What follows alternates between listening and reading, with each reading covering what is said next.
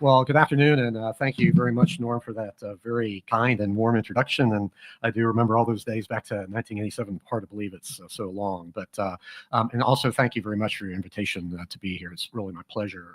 It's a great pleasure to be with you today, and particularly at what I believe to be the defining moment for American leadership in the crypto asset markets.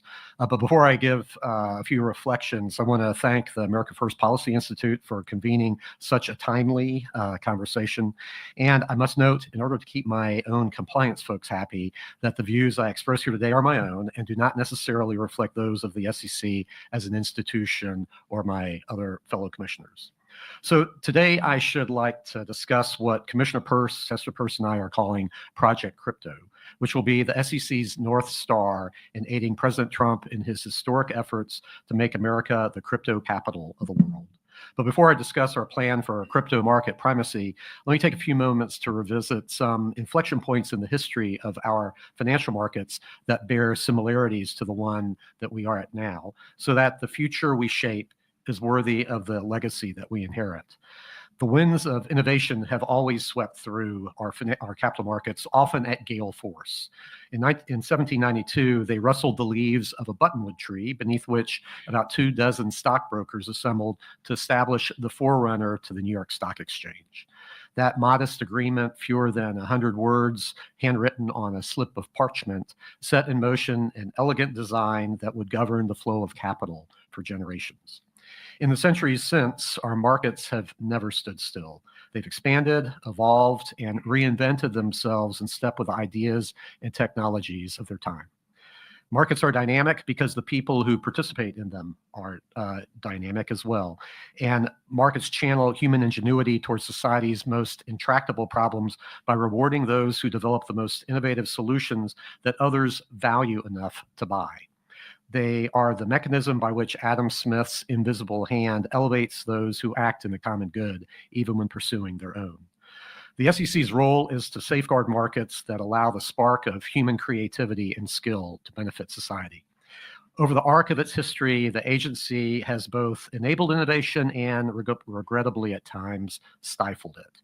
Fortunately, progress has a way of prevailing. And when our regulatory posture is calibrated to meet innovation with thoughtfulness rather than fear, America's leadership position has only grown stronger.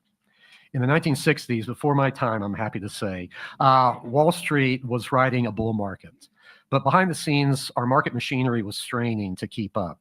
Most clearing and settlement transactions involved a costly and physically and cumbersome process. Rising stacks of paper stock certificates had to be physically delivered by clerks, wheeling carts up and down Wall Street and in other financial districts all across America. It was a scene from another century, struggling to meet the demands of the modern securities markets. Indeed, paper-based clearance and settlement systems built for a gentler era began to buckle under the weight of soaring volumes. Delays at one firm held up the work of another. Securities were lost or stolen, fails ballooned, and many thinly capitalized broker-dealers were caught by the whiplash of scuttled transactions. In desperation, trading hours were reduced, and exchanges eventually closed on Wednesdays, believe it or not, to allow firms to process the mountains of certificates.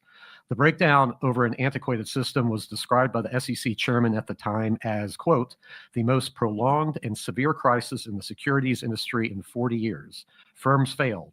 Investor confidence plummeted, unquote. And very much to its credit, the SEC was proactive in remedying this so-called paperwork crisis. The agency helped market participants to develop the Depository Trust and Clearing Corporation, which would transform how securities were held and traded. Instead of shuffling paper certificates from customer to broker, broker to broker, and broker to customer, title to certificates could now be transferred through computerized ledger entries. The certificates themselves were immobilized, stored securely in vaults, as ownership moved electronically, laying the foundation for the modern clearing and settlement system that has continued to this day. The ticker tape machine, like this one here, that old fossil there, was also a breakthrough of its time, revolutionizing how Americans accessed market information, line by line, trade by trade. But breakthroughs don't belong in the past. By the late 1990s, electronic trading systems surged in popularity, unsettling old assumptions about how markets should function. Chairman Arthur Levitt likewise believed it behooved the SEC to provide regulatory flexibility for electronic markets to innovate. So, Regulation Alternative Trading Systems, or Reg ATS, adopted in 1999, allowed for ATSs to be regulated like broker-dealers rather than like exchanges. So this brings me to today, to a moment that demands American ambition, to a project that certainly can unleash it.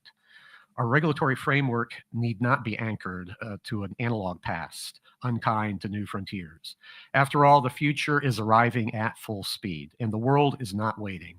America must do more than just keep pace with the digital asset revolution. We must drive it.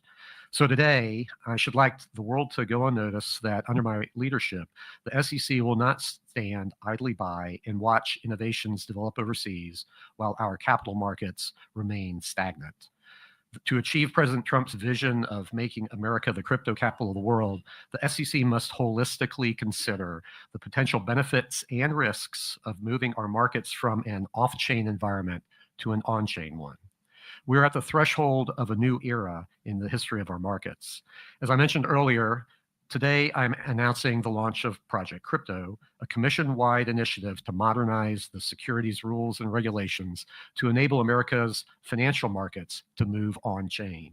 Just a few weeks ago, President Trump signed the Genius Act into law, ensuring that America will continue to lead in global payments with a gold standard stablecoin regulatory framework. Upon signing the Genius Act into law, I was pleased that President Trump endorsed congressional efforts to pass crypto market structure legislation by the end of the year. I commend the House of Representatives for garnering such strong bipartisan support, and I look forward to working with the Senate as they build off the House's work and craft market structure regulation that future-proofs our markets against regulatory mischief, cementing the United States as the crypto capital of the world. Yesterday, the President's Working Group on Digital Asset Markets released the PWG report with clear recommendations for the SEC and other federal agencies to build a framework to maintain U.S. dominance in crypto asset markets. This report is the blueprint to make America first in blockchain and crypto technology. The President said last week that he wants, quote, the entire world running on the backbone of American technology. So I stand ready to help get that job done. That's why I'm launching Project Crypto and directing the SEC's policy divisions to work with a crypto task force led by Commissioner Peirce to swiftly develop proposals to implement the PWG's recommendations. Project Crypto will help ensure that the United States remains the best place in the world to start a business, develop cutting-edge technology, and participate in capital markets. We will reshore the crypto businesses that fled our country, particularly those that were crippled by the previous administration's regulation by enforcement crusade and Operation Checkpoint 2.0. Whether an incumbent or a new entrant, the SEC welcomes all market participants who are hungry to innovate. So in accord with PWG report's recommendations, I've directed the Commission staff to draft clear and simple rules of the road for crypto asset distributions, custody, and trading for public notice and comment.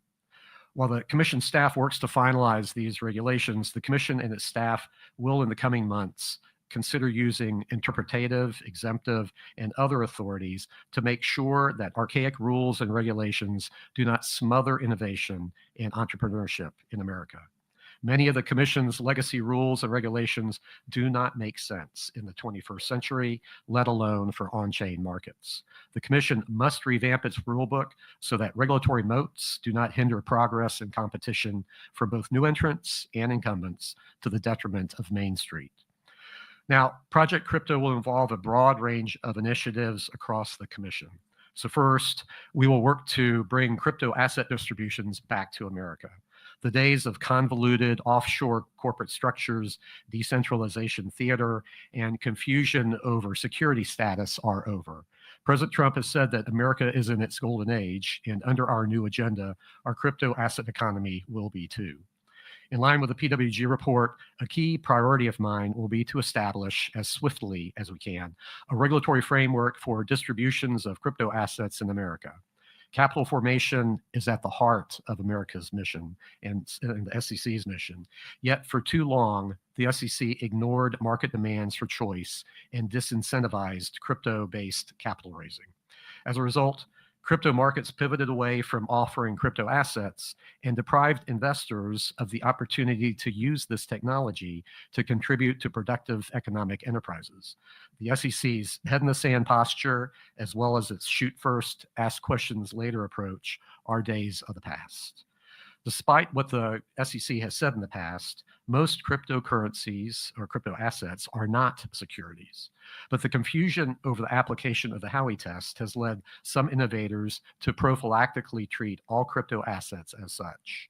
American entrepreneurs are harnessing blockchain technology to modernize a broad range of legacy systems and instruments. So one such entrepreneur is Senator Bernie Moreno of Ohio, who's a successful businessman and freshman senator, who before his election to the Senate founded a company that put car titles on the blockchain back in 2015 at that. He saw a need for efficiency in transferring titles and devised a practical solution with this new technology. These sorts of entrepreneurs need and deserve bright line rules for determining whether the securities laws apply to their businesses. So I've directed the Commission staff to work to develop clear guidelines that market participants can use to determine whether a crypto asset is a security or subject to an investment contract. Our goal is to help market participants to slot crypto assets into categories and assess the economic realities of a transaction. This approach can allow market participants to determine, based upon clear guidelines, whether any outstanding promises or commitments of the issuer cause the crypto asset to be subject to an investment contract. In addition, it should not be a scarlet letter to be deemed a security. We need a regulatory framework for crypto asset securities that allows these products to flourish in American markets. Many issuers will prefer the flexibility and product design that the securities laws afford, and investors will benefit from the opportunity to earn distributions, voting rights, and other features typical of securities. Projects should not be forced to establish decentralized autonomous organizations and offshore foundations, or decentralize too early if this is not their desired plan of action. I'm excited to see new use cases for crypto asset securities in commerce, such as the ability to participate in blockchain network consensus with tokenized equities. Thus, for those crypto asset transactions that are subject to these securities laws, I've asked the staff to propose purpose-fit disclosures, exemptions, and safe harbors, including for so-called initial coin offerings, airdrops, and network rewards. Regarding these sorts of transactions, our goal should be that issuers no longer exclude Americans from their distributions to avoid legal complexity and lawsuits, but instead choose to include Americans to enjoy legal certainty in an accommodating regulatory framework.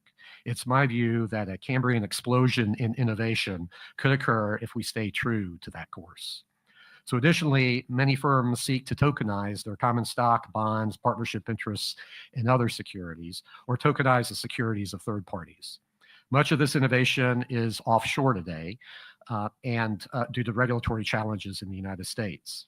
I also hear from our regulatory policy staff that firms from household names on Wall Street to unicorn tech companies in Silicon Valley are lined up at our SEC doors with requests to tokenize. I've asked the Commission staff to work with firms seeking to distribute tokenized securities within the United States and to provide relief where appropriate to assure that Americans are not left behind.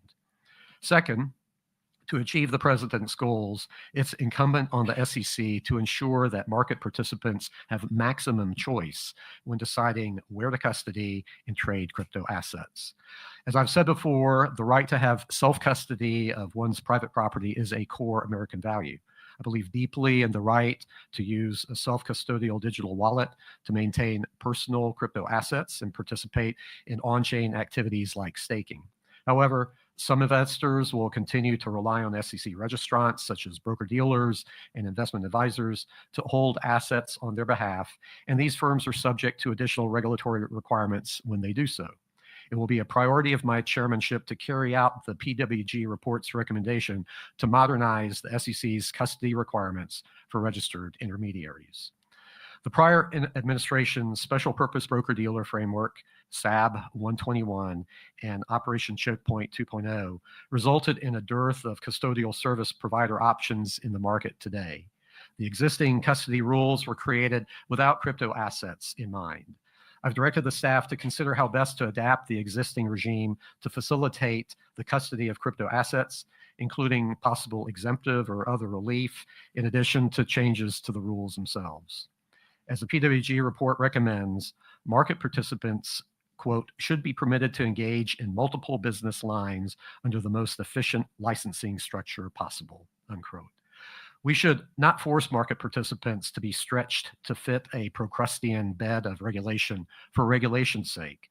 I'm in favor of affording them the freedom to choose the most efficient regulatory framework for their business, provided that framework adequately protects investors. So third, a key priority of my chairmanship is to allow market participants to innovate with super apps. I'm often asked, what do you mean by a super app? Plain and simple, securities intermediaries should be able to offer a broad range of products and services under one roof with a single license. A broker-dealer with an alternative trading system should be able to offer trading in non-security crypto assets alongside crypto asset securities, traditional securities, and other services like crypto asset staking and lending without requiring 50-plus state licenses or multiple federal licenses. Nothing in the federal securities laws prohibits SEC-registered trading venues from listing non-securities on their platforms today, and I've directed the Commission staff to develop further guidance and rule proposals, ultimately to make the super app vision a reality. So maybe they'll call it Reg Super App. So consistent with the PWG report, the SEC, in concert with other regulators, should strive to have the most efficient licensing structure for SEC registrants. They should not be unnecessarily subject to multiple regulators or regulatory regimes. This model has worked well for banks, which are broadly exempted from many duplicative regulatory frameworks, such as broker-dealer and clearing agency registration.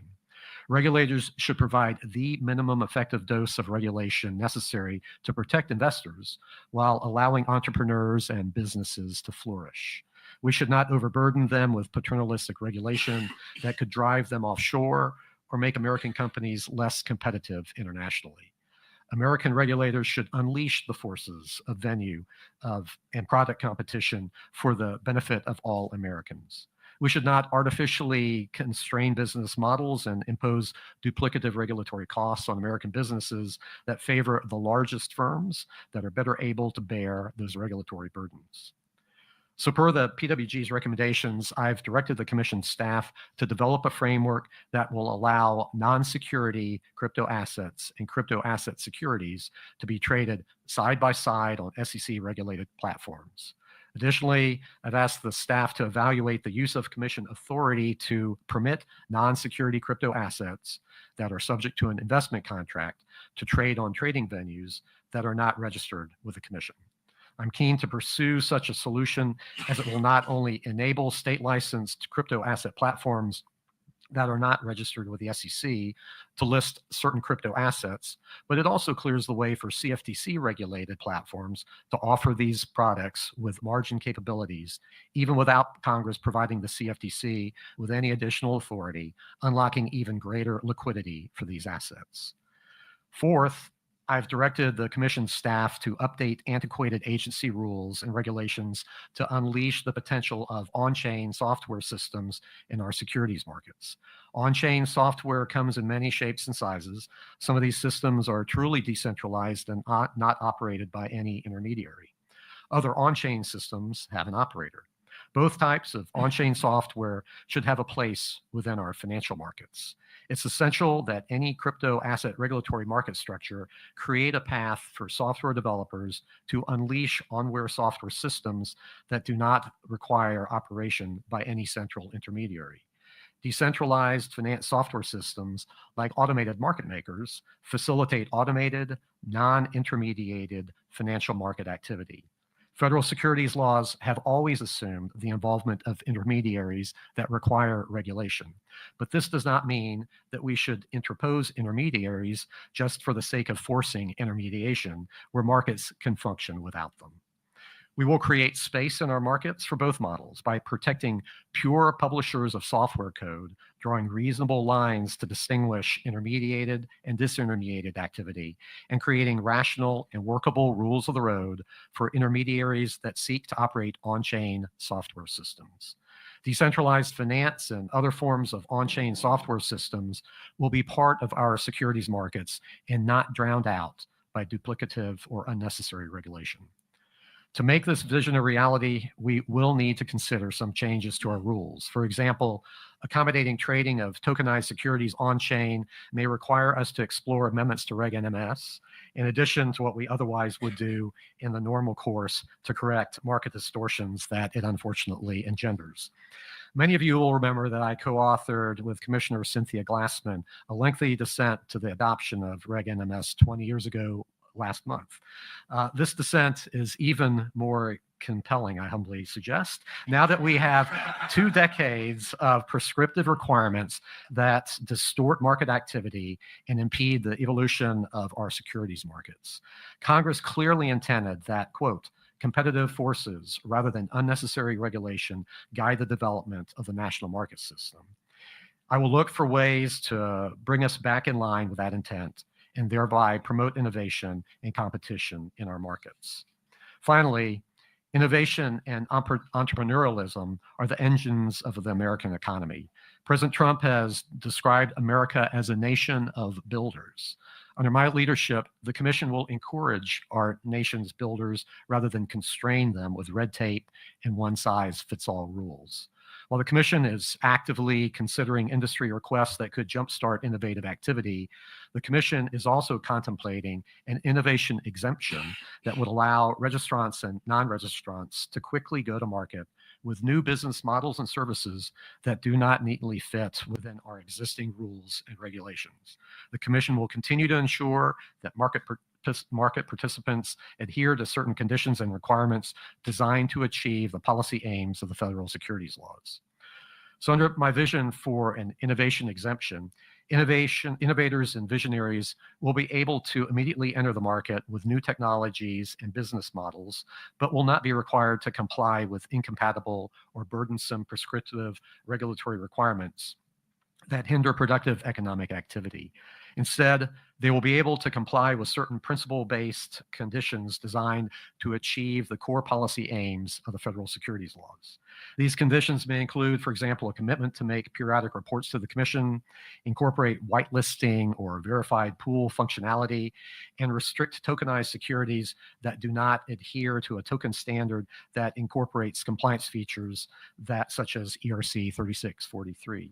So I encourage market participants and the SEC staff alike to have an eye towards commercial viability when contemplating what various models could look like. As we advance these priorities, I look forward to working with my counterparts across the administration to make the United States the crypto capital of the world. This represents more than a regulatory shift. It's a generational opportunity. From the leaves of a buttonwood tree to ledgers on the blockchain, the winds of innovation still blow, and it is our task that they carry American leadership forward. After all, ladies and gentlemen, we have never been content to follow. We will not watch from the sidelines. We will lead, we will build, and we will ensure that the next chapter of financial innovation is written right here in America. So thank you very much for your time today. I encourage you to be attentive to our coming announcements and other attractions and proposals. And as always, I welcome your thoughtful comments and suggestions. So thank you very much.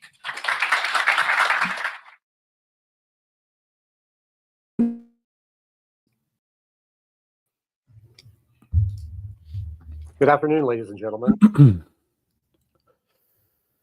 Aqua, what's going on, brother? How are you, man? You there? I'll give Aqua a second to tap in. Oh, yeah, he's there. Good and good. What's going on, brother? I can't hear you. Your mic sounds muted. Said my bad. I was getting some stuff ready over here. Sweet. Yeah. It's so great to be live today, guys and gals. Just give it a second. I'm going to see if our other DeFi mentors are going to tap in with us. And if not, I'm going to go ahead and kick it off with the intro. Really great comments so far. We're going to be attached to YouTube today, which is going to be new. So it's great to see everybody's comments engaging and what we've shared so far. I want to briefly touch on what we just watched before we start today's breakdown. So let me just dial that back real fast and go back to that panel discussion before I hit it with the intro. Are you good, Aqua? You ready to start, bro? Yeah, I'm good. Hey, shout out to all the YouTube comments. YouTube's going crazy right now in the comments, yo.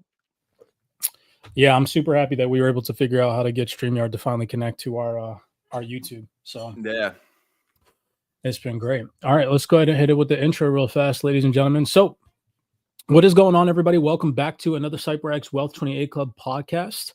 I'm your host, CyberX, here with my co-host, Mr. Aqua. If this is your first time here on our Friday Lives, welcome back. We do appreciate the love coming out and tapping in with us on this Friday. Every Friday, we host these podcasts discussing and talking about DeFi developments on our favorite projects. Keep in mind, none of this is financial advice. We're here to show you guys non-opinionated, research-based fundamentals that are taking place in this space right now as we speak, to keep you guys in the loop with what's really happening, instead of filling your minds with these outdated, unrealistic, price gouging targets and all these things that these other influencers are pumping out to you all. We're really here to humble you all and get you all to see that these technological innovations are taking shape at a very rapid pace, and you should be paying attention. You should be furthering your education. And in some cases, if you're willing to take the risk, even practicing and testing out, participating in DeFi, on-chain protocols, and so on and so forth. So in today's video breakdown, we're going to dive deeper into the reality that a regulated era is unfolding right in front of us, where institutions are for a fact showing real interest in staking and liquid staking, and the infrastructure to earn yield on our digital assets is being built out right before our very eyes. So we're going to break down panel discussions and official documents that prove that this shift is happening right now. So with that being said, I want to just run back two of the things that the SEC chair said in his recent video breakdown, his panel from just 15 hours ago. First, sharing this with you guys because today's video breakdown is going to be monumental for anybody that is doubting the DeFi ecosystem. Okay, anybody that is knocking it and saying that it's a scam, that it's not regulated right now as we speak. Well, we're going to prove that is incorrect. That is a false and outdated mindset to have. And again, you need to be changing with the moving tides, joining like-minded communities like ours here in the CyberX Wealth 28 Club, where we keep up to date with the changing fundamentals. So that way we don't have outdated perspectives that maybe mattered back in 2022, but we're in 2025 rolling fast as heck into 2026, and tides are changing. So shout out to Mertz Mumtaz here. Hopefully I'm pronouncing his name correctly on LinkedIn. Is the CEO of Helios, and he said here, the SEC just said they want to take all markets on chain, unleash decentralized finance, open up airdrops for American, and that the right to self-custody is deeply an American value, and people are still bearish, right? So I want to run back what two video clips that the SEC chair just said, which pretty much verbally confirm staking, right? So just take a second and listen. This is where at about 16 minutes and 14 seconds in today's video, by the way, this was shared by the U.S. Securities and Exchange Commission 15 hours ago. Shout out to the CyberX researchers for always keeping us in the loop with the panel discussions that go relatively unnoticed. This only has 305 views, y'all. 305 people have seen this. And it's the SEC, right? These are the people that you should be listening to and paying attention to. There's millions of people in crypto, yet only 305 people, including CyberX researchers and us now, if you're on this live, are tapping into this info, which just goes to show that we're in an era of misinformation. There are so many researchers and influencers out there that are pumping out the wrong information to you guys. And honest to God, I don't know how more people aren't seeing it, that now is the time to really focus on ignoring all of those hypey mainstream influencers that are constantly pumping out price targets for you guys. And instead, now is the time to focus on what matters, and that is cash flow.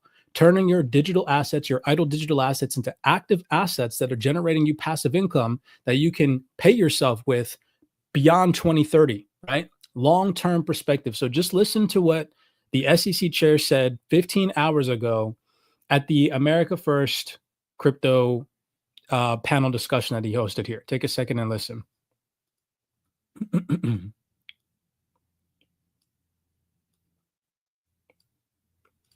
To achieve the president's goals, it's incumbent on the SEC to ensure that market participants have maximum choice when deciding where to custody and trade crypto assets. As I've said before, the right to have self-custody of one's private property is a core American value.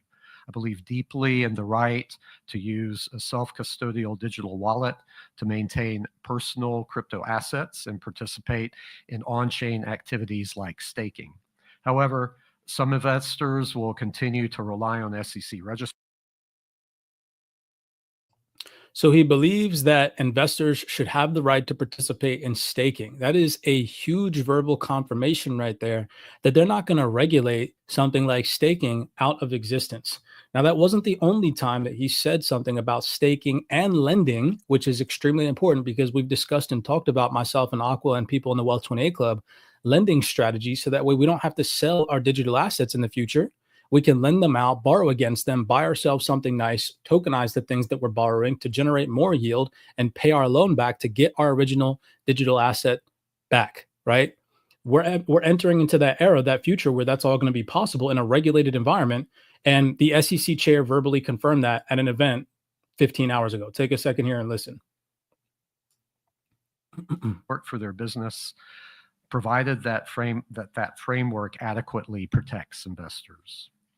So third, a key priority of my chairmanship is to allow market participants to innovate with super apps. I'm often asked, what do you mean by a super app? Plain and simple, securities intermediaries should be able to offer a broad range of products and services under one roof with a single license. A broker-dealer with an alternative trading system should be able to offer trading in non-security crypto assets alongside crypto asset securities, traditional securities, and other services like crypto asset staking and lending without requiring 50-plus state licenses or multiple federal licenses. Nothing. Yeah, that was, I see your eyebrows go up, bro. What do you have to say about that? That was huge confirmation right there. Major confirmation. This is just more confirmation that we are living in a new timeline when it comes to crypto.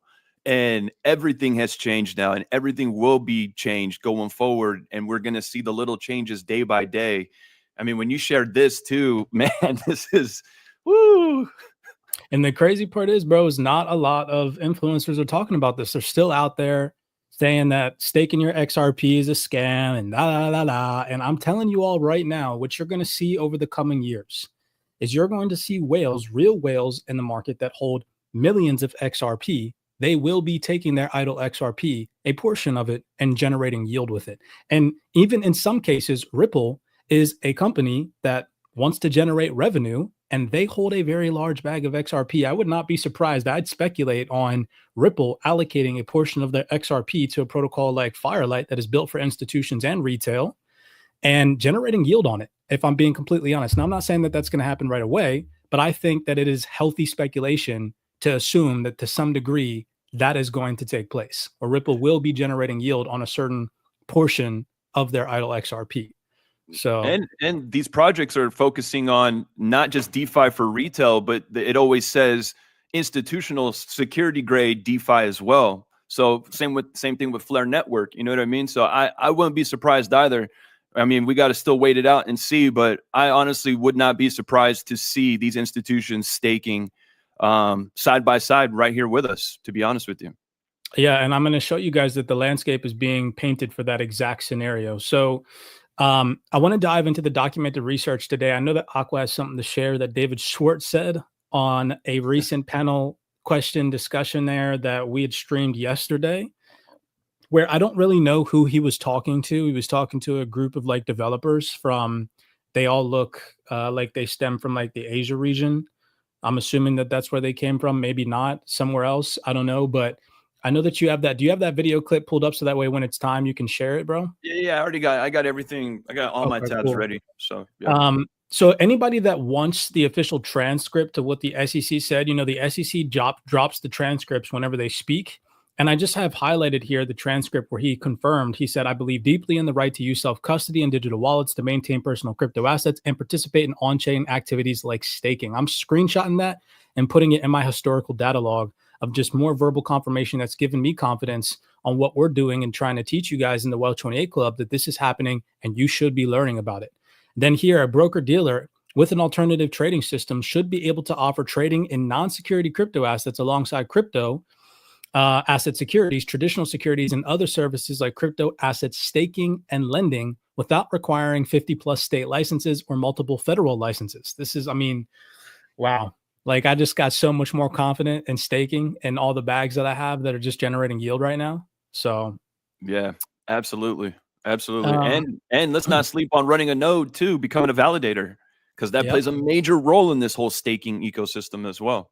Which yesterday you hosted a private call with the private community on starting how to do that, right? And so moving forward, we're going to continue to host calls and you're going to show people how they can set up their own freaking node and secure the blockchain system. It's crazy what's happening right now, bro. So that leads me to this post. I want to really start off with something motivational to really put you guys on the right path, showing you guys that not only are we aligned with regulation and the freaking SEC chair here in the Wealth 28 Club, but now is really the time to start to pay attention. So I said here in this post, be mindful of who you follow online. We live in a world where digital tools are second nature, especially for younger generations. But here's the truth. Many people are digitally fluent, but financially illiterate. They can use tools, but they don't truly understand the money. And yet thousands follow them for financial advice. According to recent data, because we always like to put data and research behind what we're saying, this disconnect leads to a major risk. People making confident sounding recommendations, i.e. 98% of influencers on the internet, but they really don't have any foundation in real financial education. That's why CyberX takes a different approach. We don't deliver any hype. We don't deliver any recycled opinions. We only provide documented, resource-backed research that empowers real financial literacy. And in this new digital economy, your greatest risk is trusting the wrong voice. So be selective, be informed, and be intentional. Not every influencer is an educator. Most of them are just entertainers. Go ahead, Aqua. Did you have something to say on that before I read it? No, you're hitting the nail with the hammer. They really are just entertainers. Shout out to them because they definitely have a talent to entertain. But at the end of the day, consuming like 90% of their opinion is really toxic for you, and it can really put your portfolio in danger. But yeah, go ahead, finish. So this is a research article from IGHSR. And if we come over here, one little tiny portion that I picked apart from this is it says right here, this gap between digital and financial literacy could have a long-term implication, especially if younger consumers do not receive adequate financial education. Despite their comfort with digital tools, they may be at risk of making poor financial decisions.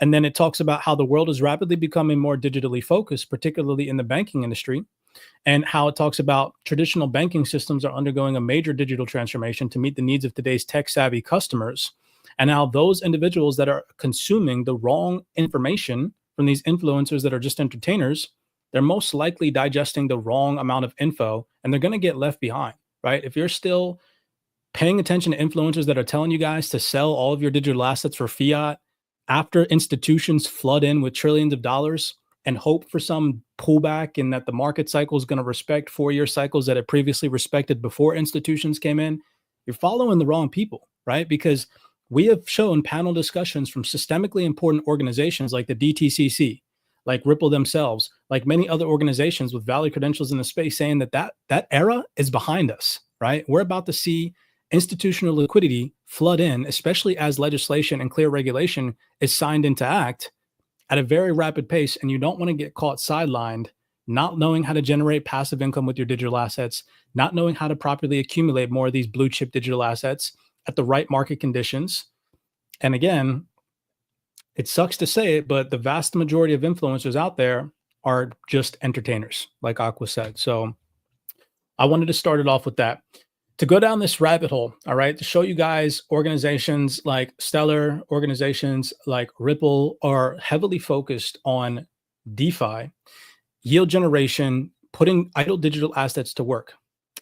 Does anybody remember, if you guys were on a previous podcast with us, I believe it was last week, we had discussed and talked about this document right here. All right.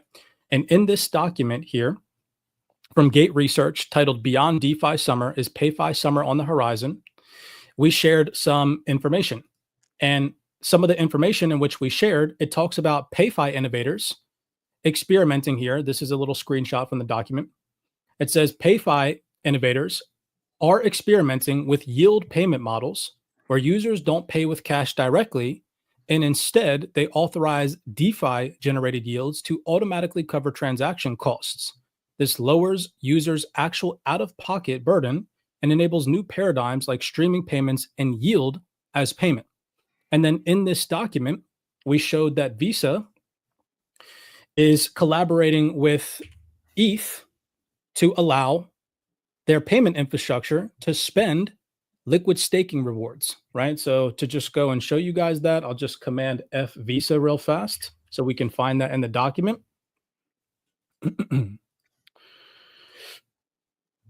Right, so it says right here, EtherFi and Visa, a crypto card, is spending with staking yield. EtherFi's focus on Ethereum staking and restaking, its cash card integrated with Visa, and the Visa network implements a yield payment model where users stake ETH, including restaking, to generate yield. Yield is then converted to USDC for card top-ups. Users can then spend directly without selling their assets or converting it to fiat, achieving asset holding, consumption, and yield offset in one. But in this document, it talks about how PayFi participants are leading the charge in this, right? So if we come here to another little snapshot of this document, it says, in traditional payments, users are often merely fee payers. In the PayFi model, stablecoins held by users can earn yield even before being spent, greatly improving capital efficiency and retention. I know that the font is small for you guys watching this as a recording, but that's what it says, right? So in this document that we showed you guys, in the infrastructure model that it has laid out as a visual, Stellar is listed. So let me show you guys that. Here's the document. Then down here, it mentions the transaction layer. And you can see right there, Stellar is mentioned. And this is, again, a document that we share with you guys, if not last week, the week before. So always showing you guys that we're ahead of the curve here in the CyberX community. And the Wealth 28 Club will now look at what was just recently announced directly from the Stellar Development Foundation 15 hours ago.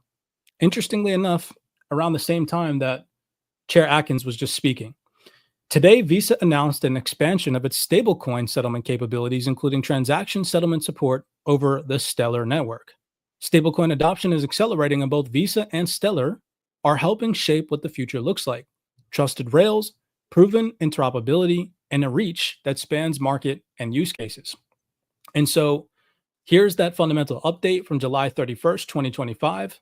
This is directly from the Visa website, where it says the stablecoin ecosystem is expanding and Visa is at the forefront of its development.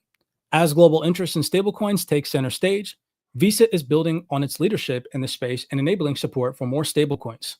More chains are now being supported, including Stellar and Avalanche, in addition to already supported chains like Ethereum and Solana. And in that document that we showed you guys last week, it mentions Stellar as a transaction layer for the PayFi ecosystem, where you're going to be able to use your stablecoins to generate yield and not have to sell your digital assets and then use the yield to make payments directly through your Visa card, which is freaking huge. And now you're seeing Stellar partner with Visa. This is nuts, right? I don't know if you guys are picking up what I'm laying down for you all, but this is crazy proof that what we've been talking about is happening in real time. And so let's head over to this panel discussion, right? Where David Schwartz is sitting on stage next to the Chief Product Officer at the Stellar Development Foundation from the beginning of this year, March 27, 2025. This video still only has 1,200 views. Listen to what the dude from SDF says about your stablecoins and putting them to work for you. Yeah, I think, the more yield-bearing stablecoins we're going to see, the more competition there's going to be around, how much yield and how distributed to the users. And so I think this place where we're at right now, where there are a bunch of stable coins and functionally they're doing the exact same thing, I don't think that's gonna stay for long. And people are realizing. I made this equivalent for like a checking account earlier.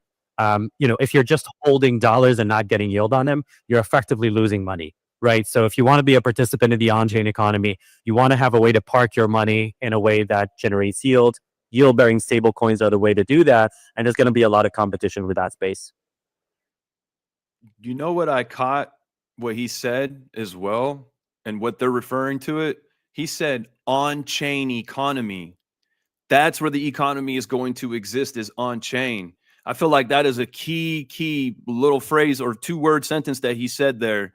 That is, man, I ain't going to forget that one now. On-chain economy is real. Damn. And I mean, on top of that, brother, you got all these people that hold the digital asset XLM and they believe in XLM and this, and that, but they won't directly listen to the people that work at the Stellar Development Foundation who flat out just told you that if you're not earning yield on your money, you're effectively losing money, which is 110% true. So again, you have all these people out there that are just fixating your attention on price appreciation instead of active portfolio management and yield generation, cash flow in your portfolio in the now. So that way you're not just sitting idle and doing nothing and just waiting, right? You're actually making money. You're actually building a rising equity curve and seeing appreciation in your portfolio, no matter what market cycle we're in, whether it's a bear cycle, a temporary pullback, a bullish environment. Your assets should be working for you around the clock. And in this DeFi 24/7, fully interoperable, integrated on-chain economy that we're headed into, that is 110% possible. And the people whose opinions matter, like the people who work at these organizations where you're buying these digital assets, they're the ones telling you guys this, right? Yeah.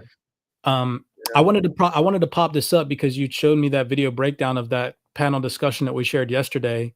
David Schwartz mentioning that he wishes that they built the XRPL on Rust, if I'm not mistaken. Yeah, let me share it because I took the clip and I posted it on my X so that I didn't have to go and find the actual clip in that. It's like an hour-long video. So I just posted it. I could share that, and then I will show you guys something that's pretty dope. So I feel like him saying this, hold on, let me share my screen. I feel like him saying this was like a nod to XPR Network and to Sorrowban, because Sorrowban is built on Rust as well. So hold on, let me just share my screen so you guys can see what I'm talking about. And so for those individuals that don't know what Sorrowban is, could you briefly talk about that just in a nutshell? Sorrowban is basically what gives the ability for smart contracts on the Stellar Lumens chain. They didn't have smart contracts until Sorrowban came. So, all right. So hold on. Where's play at? Is it the explanation for the choice of C++ as a code? You can hear that correctly, right? Yeah, bro. Okay, cool. Language?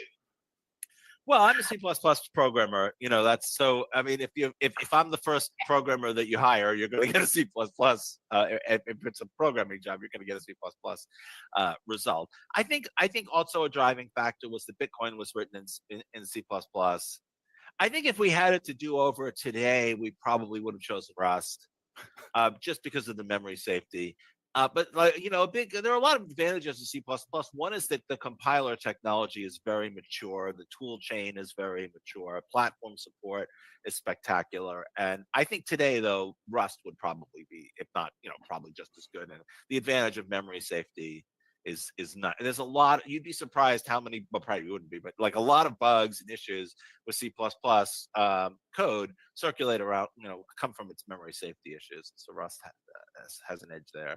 So Rust has an edge there. He just told you all the perks of Rust. I'm not a programmer, keep in mind, so I don't know like the super ins and outs of programming this stuff. All I know is that what he just said is that if he had the chance to rebuild, he would have used Rust. Now, just, going into my elephant memory, I'm like, yo, XPR Network is built on Rust because, can you see my next screen here? No, let me remove your current screen and then add it again to the stage. Let's see here. Hold on.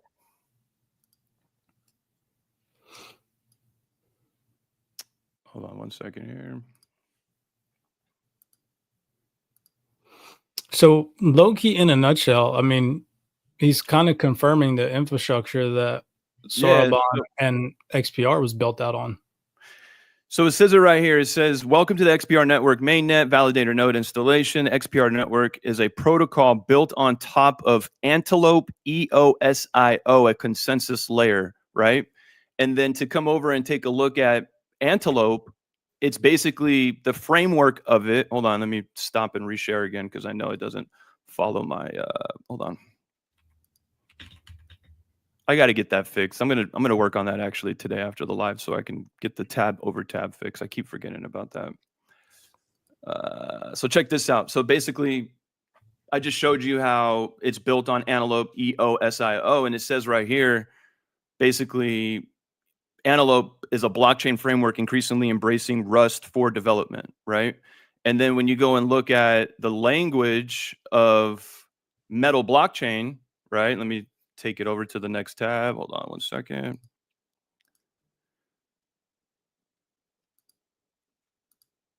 It tells us the language right here. So hold on, let me show you.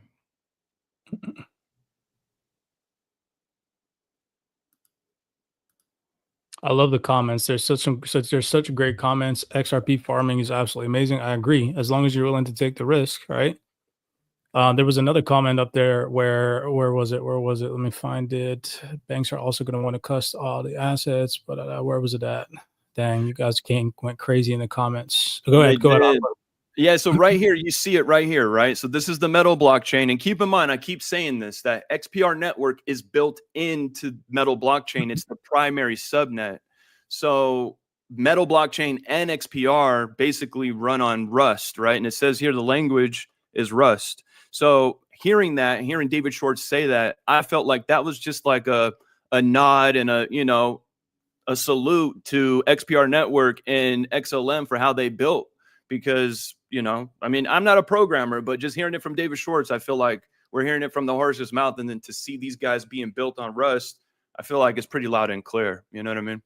Yeah, and here's the documentation directly from Stellar, where they give an introduction to Sorabon, where it says, we're excited to introduce to you Sorabon, a powerful smart contract platform designed to be sensible, built to scale, and developer-friendly. With a focus on Rust performance and safety benefits, with its user-friendly interface and powerful features, Sorabon offers an ideal platform for devs who are seeking a more efficient and effective way to build decentralized applications and transition from Solidity to Rust. Down here, it talks about Rust performance and safety. Rust is a systems programming language that emphasizes safety, concurrency, and performances. And David Schwartz, sitting next to that dude from Stellar, talking about stablecoins and yield generation. I mean, piece it all together, right? You guys can see who the major market participants are going to be just by picking up on key vocabulary and what they're saying. So super, super freaking bullish here at the end of the day. Long-term, understanding that this is a transformation that is going to take time. It's not something that's just going to happen overnight with a snap of a finger, but it is happening, and it's happening aggressively fast, if you ask me. To cap on something that you said, go ahead, Aqua. What were you going to say? No. I just want to say it's happening super fast. And at some point, I just want to share the compilation video that you collaborated with me on and we made, because those people, like, you're saying it's happening super fast. That may sound like your opinion, but like when we show that compilation video, it's like, no, we're aligning our opinion with really smart individuals that are saying the same thing, that you're running out of time. The window of opportunity is going away. This is happening much sooner than you guys think. And those, again, are not random people on the internet. These are people with amazing resumes that I can't compete with my resume. You know what I mean? I'm going to pull your X profile up and share that so that way the sound is nice and crisp, because that video is clutch, bro. I wanted to go back to something that you said, how this infrastructure is being built in such a way for both institution and retail participants to actively participate in yield strategies. Well, we got this organization that just posted this fundamental piece from July 31st, 2025, Brava. If you guys have never heard of them, who they are, right? Brava Labs is a software development company behind products such as Brava Stablecoin Management System. Brava simplifies yield optimization by offering high yield opportunities, exclusive DeFi risk protection. That's nice, right? Because they offer insurance, Brava does, on DeFi positions, which a lot of people don't think exists. But if you actually do the research, to some extent, you can actually insure your DeFi positions. And tailored strategies based on individual risk preferences, designed for both institutions and individual users across DeFi and non-DeFi audiences. Brava prioritizes security, simplicity and profitability. And they just released this article here where it says, for institutions holding stablecoins, and this just aligns directly with exactly what the Stellar Development Foundation rep said. For institutions holding stablecoins, the goal is no longer just safety, but productivity. Leaving capital idle in a wallet or a centralized exchange might feel secure, but it introduces hidden risk, inflation erosion, custody exposure, and missed yield. On the other hand, chasing high returns without proper controls invites only volatility and loss. The real challenge is deploying capital in ways that are secure, transparent, and consistently income generating. I'm pretty sure I said that the other day in a freaking post, that the goal is consistency. As a matter of fact, I'm gonna have to pull that up because I know word for word I said that. You remember we talked about that yesterday on the Zoom call, Yeah, bro? yeah. Bring it up. You did. And I then just will. real quick, somebody in the comments is asking if metal is a layer 1. No, metal is a layer 0, and it's actually not connected to Stellar. We were just showing that Stellar and Metal Blockchain and XPR Network are all using Rust, but they are all separate. So whoever's in the comments, like, don't think that they're connected and metal sits on Stellar or anything like that. They're completely separate chains. Let me see if I can find that one piece because I know I said something. Oh, here it is right here. Yeah. Strategies. Everyone doesn't have the ability to build. This is it with the conditions constant. Okay, yeah, right here. I said because I was replying to somebody because I talked about here in this long post, right? In this post, I said in the future there will be two types of XRP investors. One, those who hold XRP, leveraging it through advanced DeFi strategies like lending, borrowing, and liquid staking to generate passive income.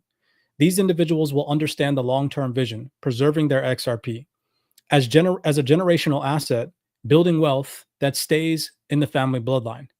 And number two, those who are manipulated by influencers to sell their XRP for fiat, which is a depreciating, inflation-prone currency eroded by central bank manipulation.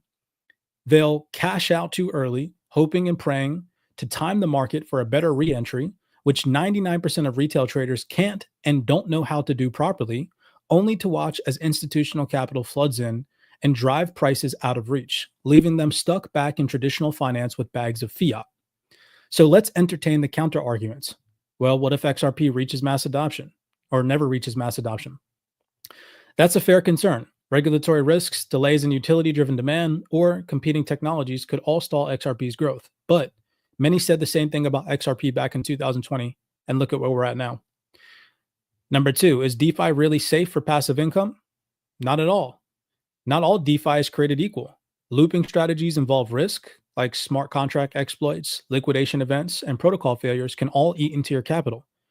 That's why education, risk management, and diversification are absolutely critical, which is exactly why in the Wealth 28 Club, we stress the importance of diversification inside your DeFi portfolio and inside, even more so, an XRP portfolio, where you allocate some XRP to DeFi, some XRP for institutional or cold storage that you never touch, and some XRP that you can sell for stablecoins to then go and lend out for yield and then borrow against to buy yourself something nice in the future.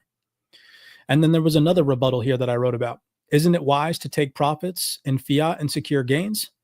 Where I said, yes, realizing gains at strategic points is smart, but exiting entirely because you think you will get the opportunity to re-enter at a discount, especially after institutional adoption hits full steam, which I'm going to show you guys in today's video breakdown that it is 110%, is 100% speculative and not guaranteed. The market does not owe you a discount, and to think that the market will act the same as it did in previous cycles once institutional money floods in is an illogical way to think. Also, timing the market is notoriously difficult, and 99% of retail traders do not have the proper market analytical skills to re-enter properly and will likely screw that strategy up horribly. The takeaway, the future will favor those who not only hold high conviction blue chip assets like XRP, but those who know, excuse me, how to take them and work through intelligent financial yield strategies because fiat is losing its edge. And I just reposted this Cozy D post here where they said life post yield on XRP is going to be so nice. And then we had somebody in the comments, that's always like doing the whole like I'm scared scenario and mindset. And they said you will either take substantial smart contract and lending risk, risking a large part of the bag to generate enough yield, or you need a massive bag to only use partial for your DeFi. And I said here that I already covered that by diversifying. But in my response back to them, which just goes hand in hand with this organization here, Brava, that provides solutions for both institutions and retail traders, where they're talking about consistency is key. I said here in this post in my reply back to this individual, well, my brother, if you are starting off with a small bag, you can't set yourself unrealistic goals because not everybody is managing a large amount of capital. And I talked about this yesterday in our private Zoom call. That does not mean that you should be discouraged to sit sidelined and not participate because you're not making a lot of money. That's so stupid to think that way, right? The name of the game in DeFi is not always about how much money you can make. It's about how consistently you can make it during all types of market conditions, while compounding gains and seeing a rising equity curve expand over time. Mastering DeFi is a skill, not a get-rich-quick schematic. Mastering DeFi strategies with small amounts of money should not be discouraged. Why? Because it is practice to build a craft in your skill to make similar percentages consistently when your capital does finally expand. Not everyone has the capital, but everyone does have the ability to master a skill, and those skills mastered over a period of time can build capital. That is such a powerful statement, I feel like, and reply back to the skeptical individual, right? I don't know if you had anything to say on that, Aqua. You were nodding your head. Yeah, no, I mean, just having the conviction that we do in these digital assets, if you stake $1,000, for example, earning 10%, that's $100. Some might think, oh, that's not enough. But in my opinion, and where my mind is at, is I would rather take that 10% and compound it into my bags because I have long-term conviction. So right now the price might be, in the cents or a couple of dollars, but once institutional money pours in, if this is a winner, I'm super happy and stoked that I was earning that 10%. And yeah, at the time it was small and it wasn't anything.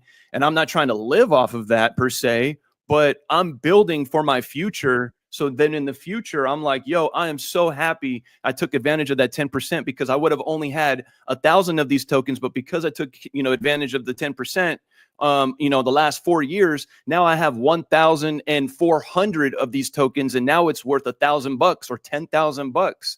So, it's like, imagine Bitcoin back in the days and, being a penny or whatever, and just having a Bitcoin trickle in every single day. It might have been 2 pennies, 3 pennies, 4 pennies back, over a decade ago, however long ago, back in 2009.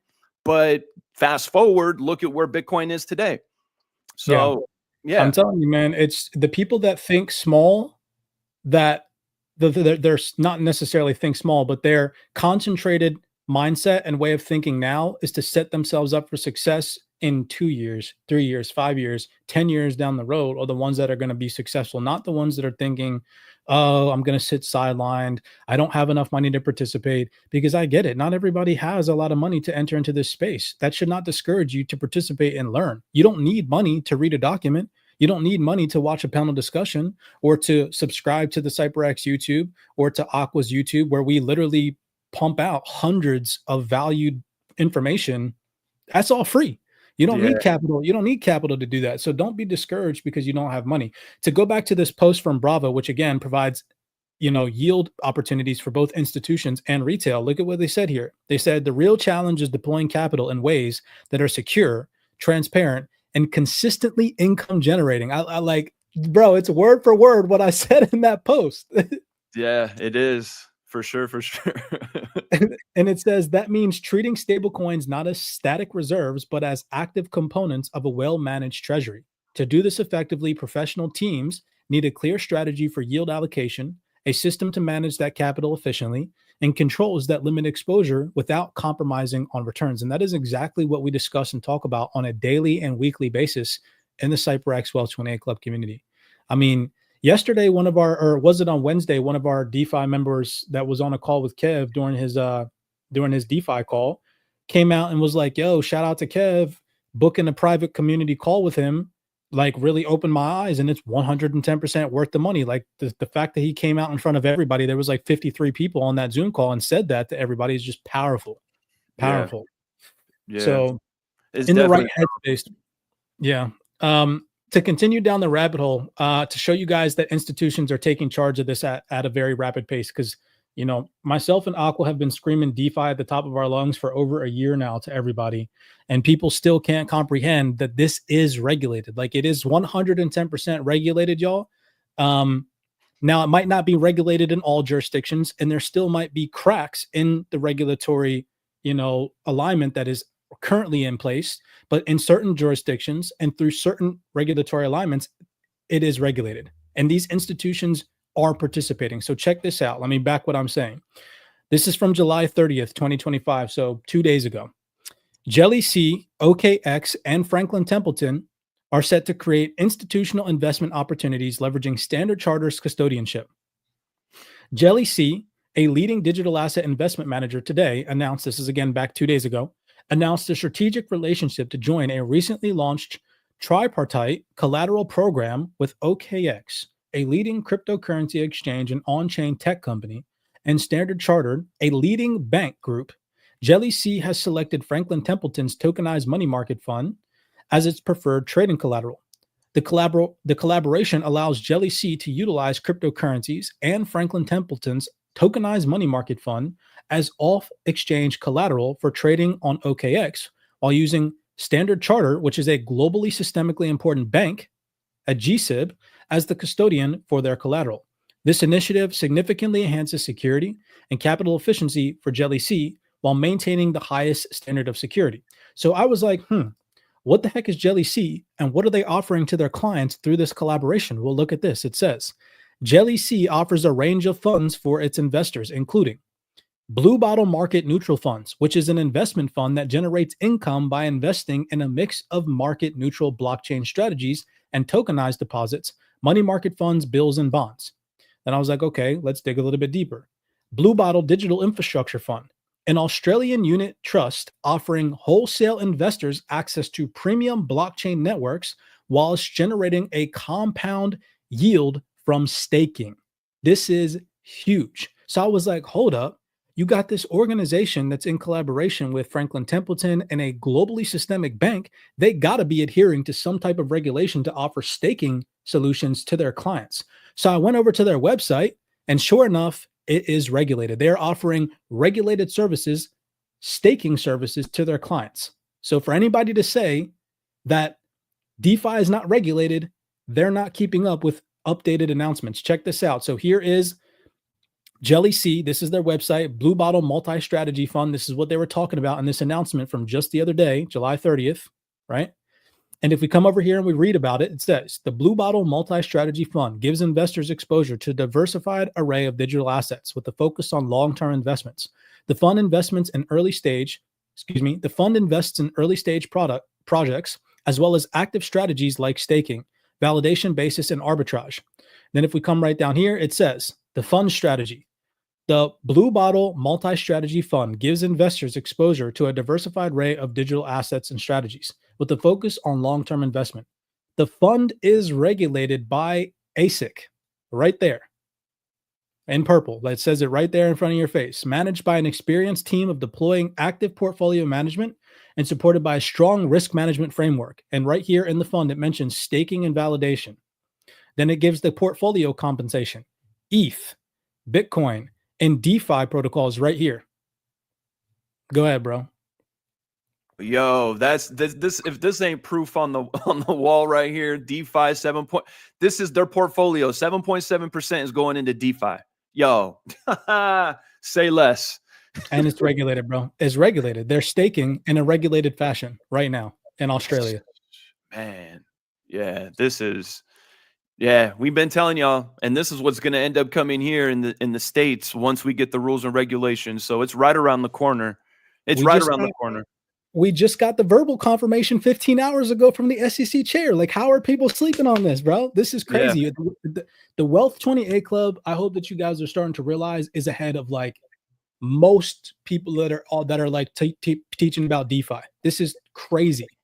Yeah. Like, Yeah, even with market sentiment, what's coming down the line, Cypress's technical analysis, that honestly, I haven't seen anybody outside of our community that has a, technical analysis like you, bro. I mean, I'm not trying to talk shit about other people, but the level of accuracy that we have within our community is way above par, way above par. So It's unmatched, bro. It's unmatched. And again, more people will slowly but surely catch on, and they'll wake up and realize, dang, I'm tired of all the hype. I'm tired of all the misalignment and all the outrageous price predictions that never come into fruition and blah, blah, blah, blah, blah. And they'll finally wake up and they'll realize I need to chop into a community that really knows what the heck they're talking about. And we'll be here waiting for them, bro. We'll be here waiting for them. I want to show you guys that Ripple is aligned with this movement as well, right? So first off, here's a document that was put out in 2025 directly from Ripple themselves, Ripple CB Insights and the UK Center for Blockchain Tech, titled Banking on Digital Assets and How Traditional Finance is Investing in Blockchain. Keep in mind. And this is from 2025. So if we scroll right down here to page 6, they talk about all the institutions that they interviewed for this.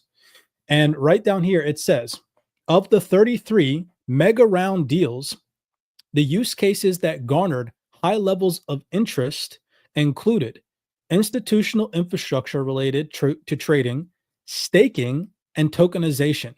And here you can see the banks and financial institutions that were discussed and talked about in this 33 mega round deal. SBI, financial institutions from Japan. It says Goldman Sachs, right? So this is more crazy proof that financial institutions are interested. It says right here, interested in staking and tokenization. And this is coming directly from Ripple. Not only that, but mind you, we had this post directly from Ripple themselves 2 days ago, where they posted the Apex 2025 event that took place, where Hugo Filion on stage is directly talking about liquid staking your XRP. So take a second here and listen to this like 2-minute long clip. So Firelight, the staking protocol that is being built on Flare, enables varying degrees of interaction for different parties. So for both individuals and institutions, staking of XRP is available in terms of being able to put your XRP to work in infrastructure. And we'll come on to use cases around that in a moment. But Firelight will also enable institutions to put their XRP to work in quite sophisticated financial products. And that's a kind of separate but interesting and related area. Flare, in my personal opinion, is an absolute sleeper. People aren't patient, and so they don't really understand that real evolutions and real good technology takes time to build out, battle test, and that is exactly what Flare has been doing. They've been taking their time, and people don't like that in this space because they've been so, commit to instant gratification. facts. But they're building out something so powerful for the XRP community. I'd be so surprised if they don't benefit substantially for it. And people don't really understand how massive this is. For example, let me take you over to a document. So you guys just heard directly from Hugo Filion mention that they're building out liquid staking capabilities for XRP holders for both retail and institutions. Screw retail for a second, okay? Because these institutional whales, and when I say institution, I'm talking right now, you have crypto native hedge funds, private family offices, wealth management firms that are willing to take the risk in crypto. Those are the whales. I'm talking $25 million plus in their portfolio. They exist 100%. Go look at the market cap for XRP, right? And most of the liquidity that they have in XRP is sitting dormant on centralized exchanges, okay? Sitting idle, doing nothing. Now, if we go over to this document from Ripple, where they said these institutions are 110% interested in staking, it says it right here from a Ripple document. And then we come over here to this document from, let's go up here. This is from July 20th, 2025. And if we come down here, who is this document from? Just to show it's from people with valid credentials. It's from the Department of Industrial Engineering and Operations Research from the Columbia University. And so if we come up here to page 2, what do they talk about? They talk about the substantial expansion and the reason why Ethereum is the price that it is, right? They mention and talk about the expansion in the DeFi ecosystem, and specifically they mention liquid staking.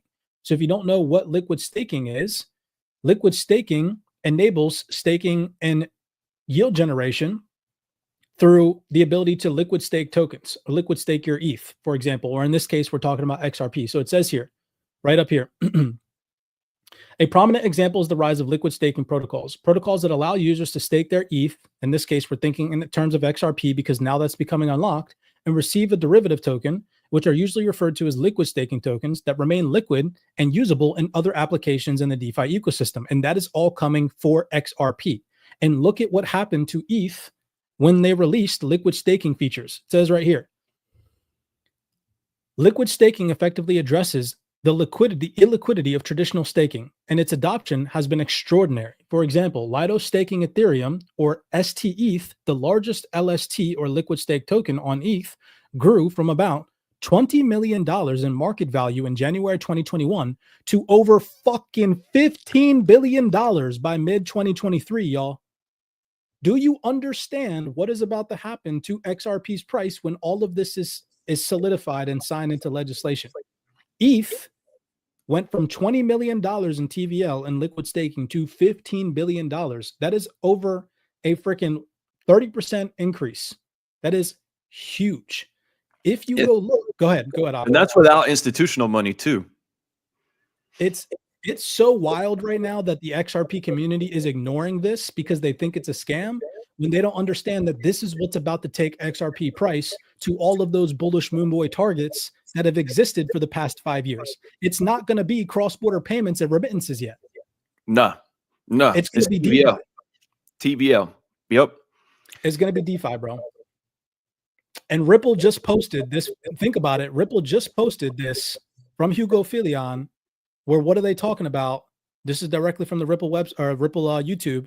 They're talking about liquid staking for XRP. And if you look at DeFi Llama right now, so just to show you guys, imagine if, okay, we don't need, people don't understand that right now, we don't need the market cap of XRP to increase at all. We don't need that.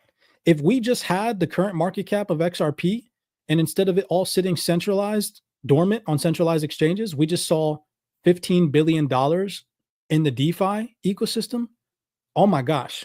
I don't even know what the heck would happen to the price. It'd be insane. It would do numbers. We'll just say that it would do numbers. $80 million right now is what's locked in the TVL and the DeFi ecosystem on the XRPL. So let's just say, hypothetically speaking, XRP mirrors what happened to Ethereum in terms of liquid staking. You can see when liquid staking was launched in Ethereum, the TVL went from $20 million to over $15 billion in just 2 years. If that happened on XRP, which I'm going to go outright and say that it will over the next 2 to 5 years, we will see this TVL in the DeFi ecosystem on the XRPL increase substantially. Even if it just went from 80 million to $1 billion, y'all. I mean, think about it too, with the tokenized real estate that's coming. They already got it regulated and it's compliant in Dubai. You've shared it before, Pripco, they're tokenizing real estate in Dubai right now. Once all that liquidity from the equity or from the value of those houses and real estate is on chain, that number will start counting towards this XRPL, total value locked in DeFi. And what we're saying is that it has nothing to do with market cap. When you hear market cap people talking market cap this, market cap that has nothing to do with it. It's total value locked in DeFi. And what Cypress is showing you guys is a clear-cut example that we're not capping. I'm telling you, and at the end of the day, it's all about trading volume and active activity, right? And when that increases, it's going to increase the demand for XRP. And a lot of people in the XRP army, for some odd reason, because they've been manipulated to believe that market cap matters, which it does to some extent. I'm not saying it doesn't, but when they ignore DeFi, think about it like this. How many times over the past year have you been saying or hearing the XRP army say, oh, XRP is going to replace Ethereum in the number 2 spot? Why hasn't it? Have you ever asked that question? Why has it not replaced Ethereum in the number 2 spot? It is solely because of Ethereum's DeFi. Like, it's the DeFi activity. Go look at Ethereum right now, $80 freaking billion locked in ETH DeFi. So when this happens on XRP, then maybe we can consider XRP replacing ETH in the number 2 spot. Hey, yo, show him Solana. Show him Solana. Why Solana is the price that it is. Why is Solana so much more expensive than XRP? Doesn't make sense to me. That's why. 9 billion in TVL locked in DeFi, active right now, creating constant demand for Solana. And all those meme coins over there and all those. So let's just go outright and say, because if you go over to the total market cap of XRP, what is it in at? 192, 197 billion right now. Let's go look at CoinGecko. What is it right now? 178, right? So 178 billion dollars total market cap for XRP. Let's just say 8 billion of that is unlocked into the DeFi TVL in active trading, liquidity provision, liquid staking, vaulting. Wow, substantial price appreciation without the market cap going above where it's at right now. Just dormant XRP unlocking from centralized exchanges and moving over into the active DeFi participation. That is what is about to create substantial demand for XRP between now and 2030. And if you look at the focus of Ripple, Ripple has said themselves that they have shifted their focus from cross-border remittances and payments to DeFi, real world asset tokenization, fractionalized ownership, AMMs, liquidity provision, right? Can't make this stuff up, y'all. So don't ignore DeFi. Even if you're not going to participate in the DeFi ecosystem because you're skeptical on it, you need more regulation, you're still worried about what happened back in 2022 in the DeFi ecosystem. I get it. We talk about that in the Wealth 28 Club. But remember, you don't have to risk your XRP to learn about DeFi, to read a protocol white paper, to jump on a Twitter space where, for example, Centaura and Firelight and Flare, Hugo Filion, hosted a Twitter space last week. Myself, Aqua, and some of the other DeFi mentors in the Wealth 28 Club, we were on that call, and there was only like 300 people listening into that live discussion. I'm like, yo, everybody in the XRP community should be on this call right now. Why aren't they? And it's because they don't know about it. Yeah. And little do they know that Hugo Filion has their best interest to bring the price of XRP up. Once he completes F assets and everything is there and available for us to stake. I mean, you even got people like Uphold saying that they're going to use the Flare network to give XRP holders the ability to stake their XRP on Uphold. That's not something I would recommend, but to each their own. But little do you guys know that Hugo Filion has our best interests. Hugo Filion is who's going to help bring the price of XRP up with bringing liquidity, to the total value locked on the XRPL through the Flare network. So, I mean, do you remember going back when we first started, even a little bit before we started Wealth 28 Club, and we shared that the podcast with Hugo Filion, and what did he say? What's your guys' main focus for the next 2 years? And his exact words were DeFi, DeFi, DeFi, and then fast forward now and look at how far we've come and where we're at. Yo, yeah, he was not lying, man. The next 2 to 3 years are going to be absolutely incredible for XRP holders that actually learn how to put their liquidity to work, because over the next 2 to 3 years, the people that understand how massive and how important DeFi is, they're going to learn about DeFi. So that way, when XRP does go to $100, when it does go to $500, when it does go to $1,000 in the future, you're not going to have to sell your XRP. And like I said, there's going to be two types of people. There are going to be people that learn how to put their XRP to work and keep it in their family bloodline and pay themselves with passive income. If you want fiat, I get it. We need fiat to survive, to pay our bills, to pay for goods, to buy houses, to buy Lambos, whatever. We need fiat. I get it, right? Well, we're entering into an era where we can do that with crypto, but that's besides the point. You don't have to sell your XRP if you want fiat. And if you understand that, that's all you need. That's all you need. Once you understand that, you can build strategies off of that by educating yourself.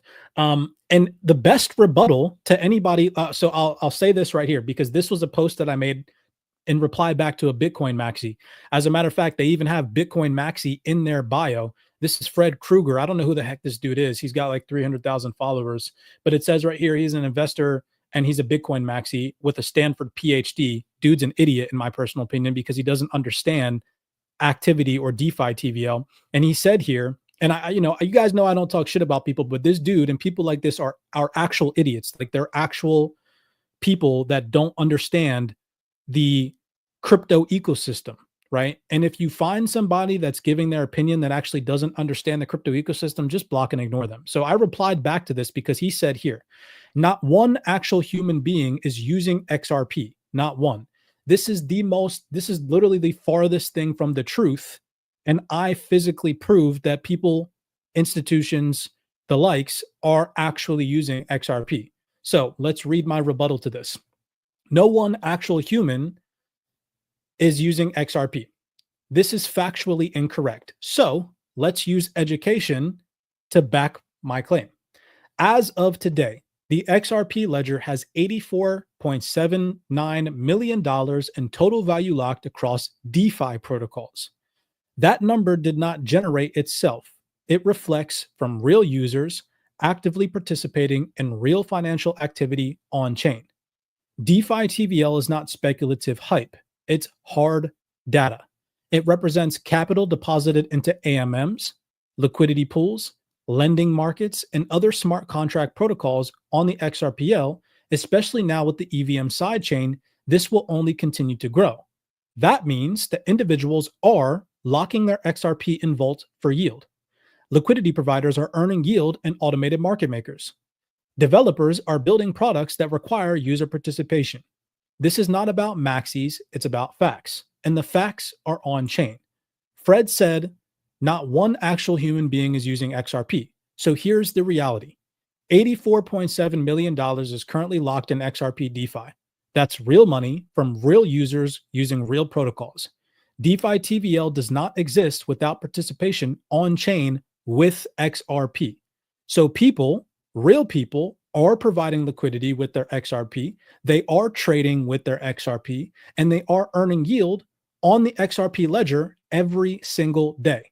So to say no one is using it just shows a complete lack of understanding of how on-chain data works. So in short, yes, people are using XRP.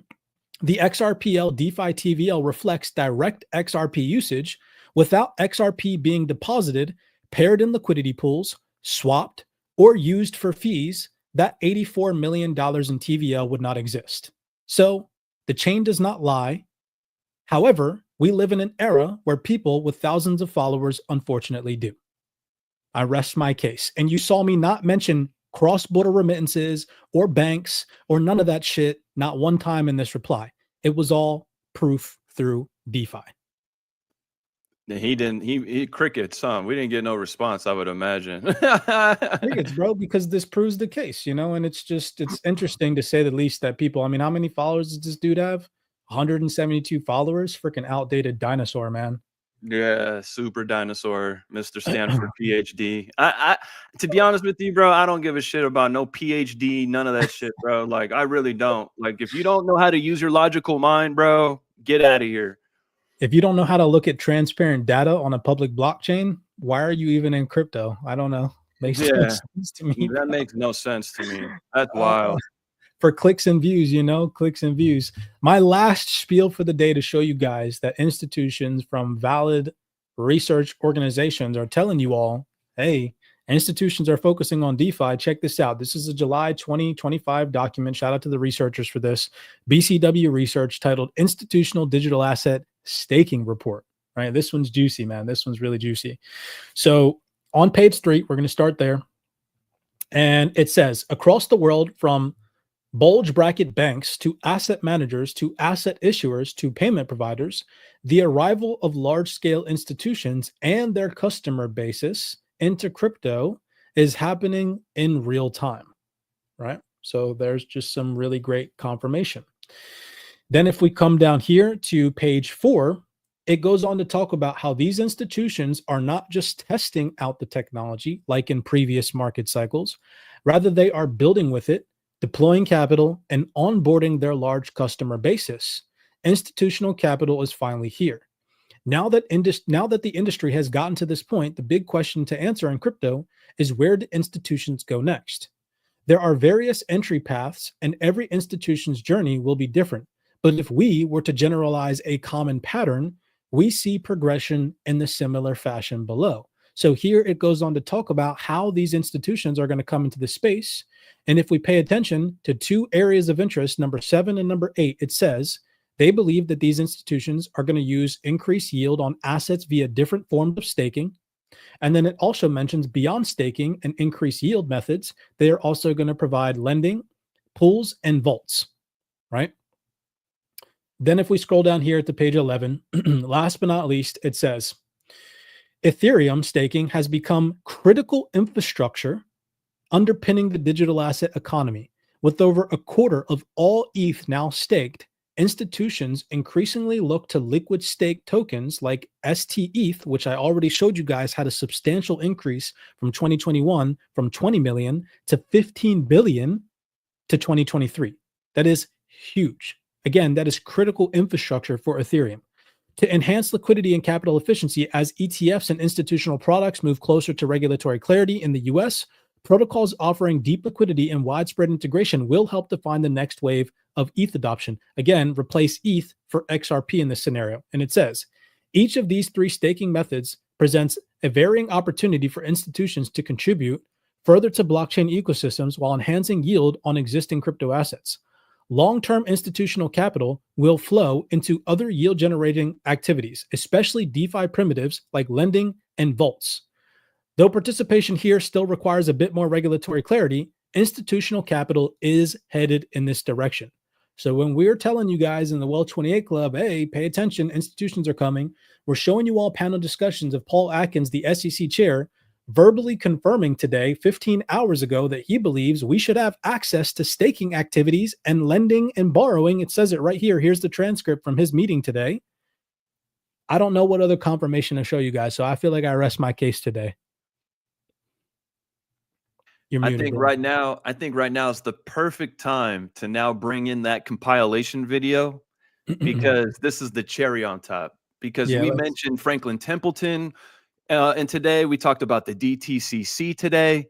So let's bring up the actual people that work at these places and are the head honchos, and let's hear what they're saying is going to happen in the next 12 to 24 months. Heck yeah. I want to bring up, here it is right here, because this is exactly, I replied back to your post, by the way. I don't know if you saw that, but I wrote this response back to the video that you made. So before we play this reel that Mr. Aqua compiled together for you guys, which, by the way, for the record, all of these videos that Aqua compiled together for you all are all from 2025. Keep in mind. Okay. So they're all updated. We have 2,200 people on the call. We really do appreciate you guys for tapping in with us this Friday. As always, keeping these Friday Wealth 28 Club podcast lives going for you guys. If you all find it of interest, tap in with us in the private CyberX community. You guys want access to any of this research when it drops, hundreds of documents, hundreds of panel discussions that never reach the mainstream. I mean, we just showed you guys a panel discussion of the SEC chair that only has 44 views, right?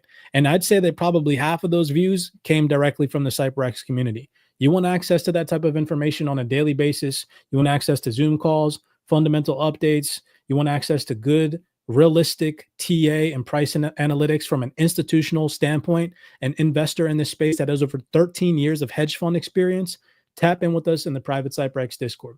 If you guys want access to a whole slew of our DeFi University, showing you guys how we're exposing our hard-earned digital assets to this DeFi ecosystem, testing out protocols, generating yield with our digital assets, participating in looping strategies, learning new things about this space, going over new protocols that we're coming across to keep on our radar, doing video Zoom calls live throughout the entirety of the week, head over to cyberxtrading.com and tap into our Wealth 28 Club. I will leave it here with you guys today. Do us a favor if you're watching this as a recording, smash that thumbs up button and subscribe. Tap in with us next week. Upcoming in August, we have some very interesting guests. We'll announce them shortly in the coming weeks, but they're going to be guests surrounding the XRPL ecosystem, lending and borrowing, and so on and so forth, that are building out protocols right now where we're going to be able to put our XRP to work. We'll be having those as guests moving forward. So my rebuttal, or excuse me, not my rebuttal, my reply back to Mr. Aqua's post here. I said, most people underestimate the power of gradual change and how massive this momentum is going to become. They don't realize that the next few months will accelerate this transformation in ways that they can't even begin to fathom. Here's the reality. The ones who succeed are the ones who understand that wealth does not build from massive one-time jumps. It's the daily habits, the small improvements, and the smart moves that eventually lead to massive growth. But right now, there is a huge gap in knowledge, and that's why so many people are missing out. If you're still watching influencers that are giving out outrageous price predictions that never come into fruition or materialize when they call them out, ignore them, block them, and focus and lock in. So why now? Why is this moment so different? We are entering into a period of acceleration. If you've been paying attention, you've already seen the signs of tech innovation. Financial systems are evolving and new opportunities are coming in every corner. The rate at which these things will start accelerating over the next few months will be faster than anything that we've ever seen in years before. Those who get it now will be well positioned to benefit. It's not about luck, it's about knowledge, preparation, and the willingness to take action before the curve becomes too steep for most to catch up, which I can almost guarantee at some point in time in the near future, it will. The window is closing, and if you don't lock in within the next 12 to 18 months, you risk watching others take advantage. You risk watching others take the advantage that you had. We're at the beginning of a massive shift, one that will shape the financial future for decades to come. The question is will you be a part of this wave or will you watch from the sidelines? So listen to this compilation that Aqua pieced together for you guys. It feels like the floodgates are going to open, doesn't it? It feels like the floodgates are going to open this year, doesn't it? It's all coming together. So we've talked for a long while about institutional decentralized finance. Many of us here talk about institutions coming into the world of blockchain and DeFi. And this is going to blast that into a new milestone, kind of a new strategy. But I do think the concept of tokenized stocks and ETFs and on-chain investing, like on-chain brokerage, truly, and custom advisory is going to take off significantly faster than what people think and will probably happen in the next 12 months.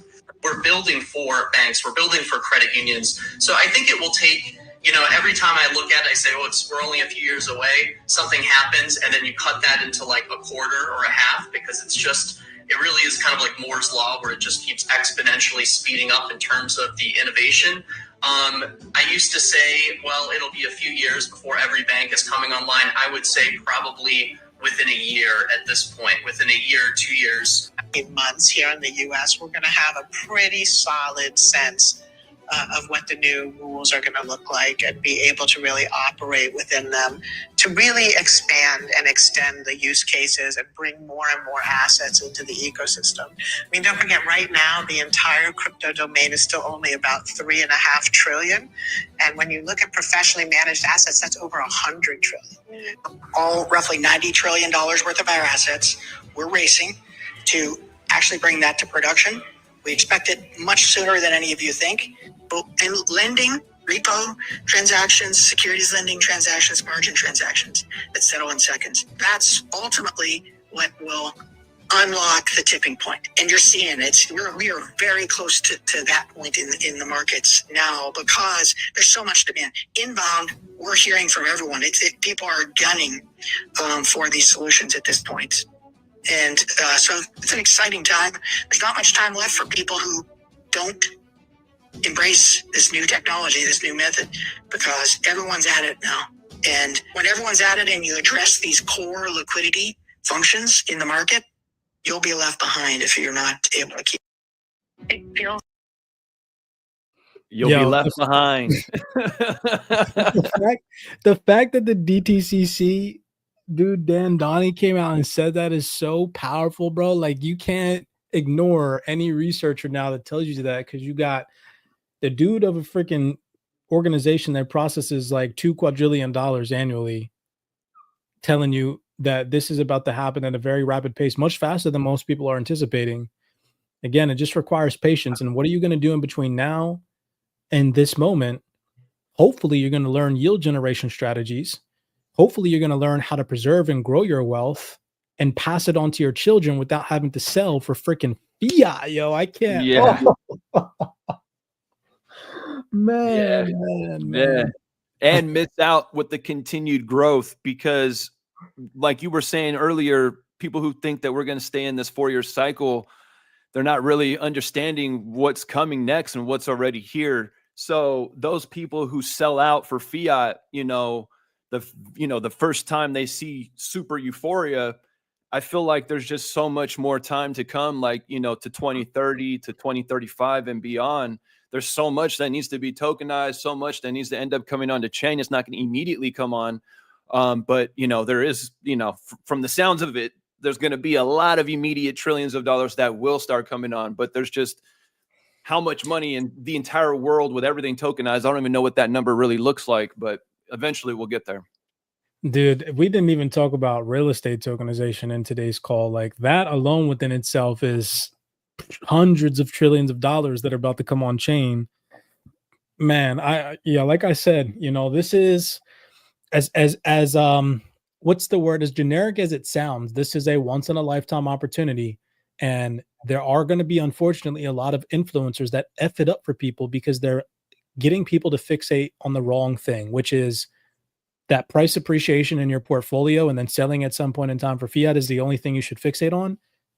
Ain't wrong. You need to be focusing on strategies. You need to be focusing on learning fundamentals, understanding the market in which you're operating in and what are key drivers of risk on, risk off market sentiment, understanding what fundamentals underlying the infrastructure in crypto right now are actually moving prices. Literally all things that we cover in the CyberX Wealth 28 Club and in the private Discord that are keeping our community 10,000 steps ahead of the curve. 10,000 steps ahead of the curve. We had a lot of people in the chat ask where to find us at.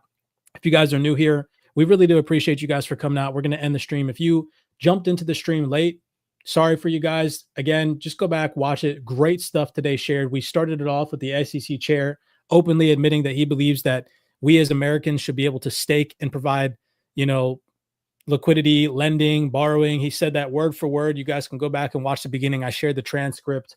And that video was from 15 hours ago, so relatively recent. Again, shout out to the CyberX researchers.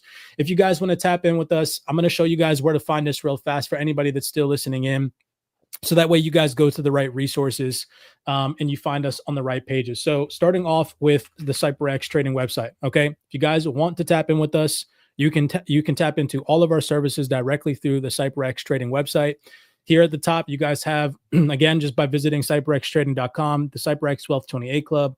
This is where you're going to be able to find our suite, our entire suite of our DeFi University, hundreds of hours, honest to God, hundreds of hours, probably well over 200 video breakdowns now of us going into detail of what DeFi is, how to start to utilize it, how to start to learn about it. And then after the learning process, which is like a beginner to intermediate to advanced step, then we go into all of our Zoom calls, all of our breakdowns on protocols that we're interested in utilizing actively currently in the DeFi ecosystem to generate us yield.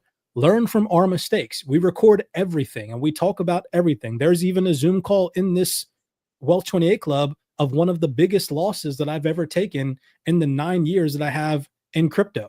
And you want to learn from that mistake, you again can go in and watch these videos so that way you don't have to lose capital. You just watch me do it and learn from it, right? It's so clutch. So that's the Wealth 28 Club, DeFi University, so much value there. And then if you guys want to tap into the private CyberX Discord, you want institutional delta zones, dark pool information. We are the only community on the face of this internet that has a built out algorithm that taps into institutional resources that is provided via a institutional scalper in our community that has over 13 years of hedge fund experience. There's no other retail community on the face of the internet that has access to that information. We are hands down the only one. You guys want access to a whole entire global community of people from Australia, Mexico, Canada, United States, Switzerland. You guys have that access in the DeFi ecosystem. Hundreds of hours of crypto-related research that is non-mainstream. I'm talking about, guys and gals, I can hands down say this, that the CyberX Discord has the most documented research out of any Discord on the face of the internet because of one person, one of our researchers in the CyberX Discord who shares, I'd say probably on average, 50 updated documents from around the globe per day from large financial institutions, from firms like consulting firms, freaking regulatory infrastructure-based organizations like the BIS, IMF, organizations that I haven't freaking heard from, organizations and jurisdictions that I didn't even know existed. This dude is sharing documents from these organizations to keep you on the loop with the digital transformation. In our private Discord, you guys have access to that. Fundamental breakdowns, Zoom calls. This week alone, how many Zoom calls do we have, Aqua? What, like 6 or 7? Yeah, like 6 or 7 for sure. Private Zoom calls that never get aired to the general public, where we're talking about fundamentals. We're going over DeFi developments. We're going over different DeFi strategies. all again available in the CyberX private Discord. Try it out for a month, ladies and gentlemen. If you don't like the services, you guys can always cancel your subscription. That's why we created a subscription-based model for the people that want to take their education a step further. And if not, keep in mind that mentorship and paying for a paid service isn't for everybody. And we get that, which is why we're always constantly posting on X. So if you guys want to follow the free information, you guys can head over to Twitter. You can follow me on X. Make sure that you guys are following the right account. @CDemandCore is my Twitter. If you guys want to follow the CyberX researchers, they're always dropping non-opinionated, non-biased research, all documented proof that we're going through a massive digital transformation. You got the CyberX research team right here. Shout out to the CyberX research team. And then you also have Mr. Aqua, right? You got all documented. Let's go show you guys his profile real fast so you guys can tap in. Mr. Aquaman 33, right? Currently has 13.4 thousand followers. There are a couple of impersonation accounts out there. It's unfortunate, but it's the era that we live in. So make sure you guys are following the right people. If you guys have any questions, we're always free to answer in the DMs. Shoot us a message, ask any questions. We'd love to have you on board. And again, if not, just make sure you guys are out there following the free resources. Both myself and Aqua are over on YouTube as well. So if we just go over here, you guys make sure that you're following us on YouTube for the free stuff. You guys got the CyberX Superior Trading YouTube platform. I'm dropping a video pretty much every single day on topics that we discuss, documented proof. There's no hype, no hopium. We don't do any outrageous, unrealistic price projections. We just read documented research, panel discussions, keeping you guys in the loop with things that matter. That's my YouTube. And then if you type in Mr. Aqua 33,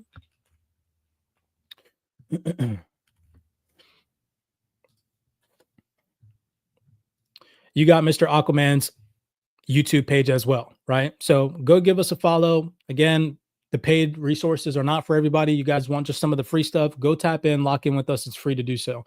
As always, many blessings to you guys. Aqua, that's all I got, man. Thanks for tapping in with me today, man. Yeah, it's always a pleasure. Thank you. Yep. Really great stuff. You guys and gals, everybody take it easy. We'll see you all next Friday.